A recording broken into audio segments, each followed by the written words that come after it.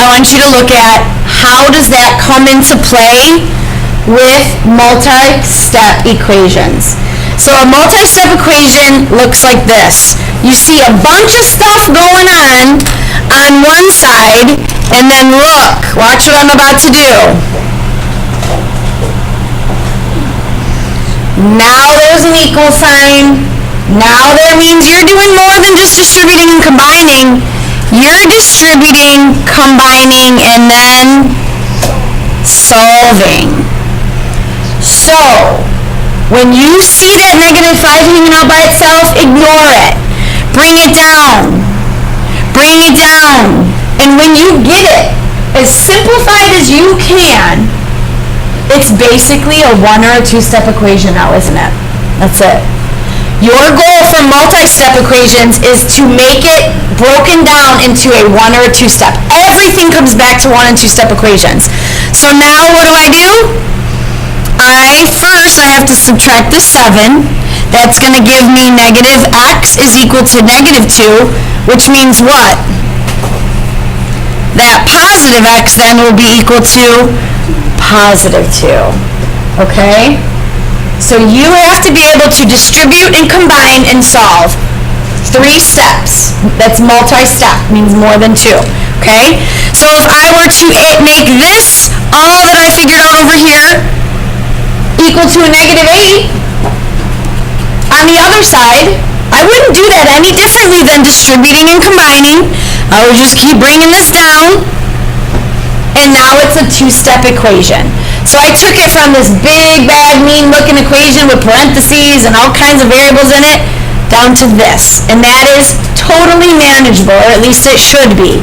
So I'm going to add 7 to both sides, and that is going to give me -1 is equal to 7x. Divide both sides by 7, and after that cancels, you're looking at your answer. That is equal to -1/7, okay? I have one more type of problem to show you how to do, but multi-step problems basically just consist of taking them and making them into smaller 1 and 2-step equations. Okay, so it would not be an algebra set of notes without some fractions involved somewhere, right? So let's take a look at this problem here. 3/2 times 3x plus 5 equals -24. So, I don't know. I know that Mr. Meeks loves his fraction problems, doesn't he? Okay? So, if this was a problem that you had last year, I think it might have been, well, how do you solve this problem? What would you do? How would you start it? You would just do what, Costa? You could. Alright, that would be okay, because he said maybe just turn that 3/2 into 1.5 and distribute 1.5. That would be totally an option, yeah. What else?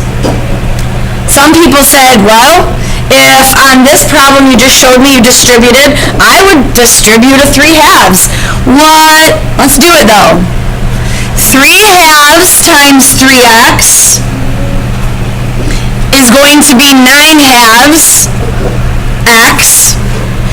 3/2 times 5 is going to be 15/2, and we're off to a pretty rocky start, because that is not looking like much fun to do right now. Even if you're really good at fractions, we want to try to avoid having to do operations with fractions if we can. Do you agree? So what if I told you, because then all we'd have to do is this, subtract 15/2 from here, subtract it from here. Yes, you could turn that into 7.5 and 4.5. Yes. Yeah. Oh, yeah, thank you. See? Boop. Okay. Now, I don't want to do that.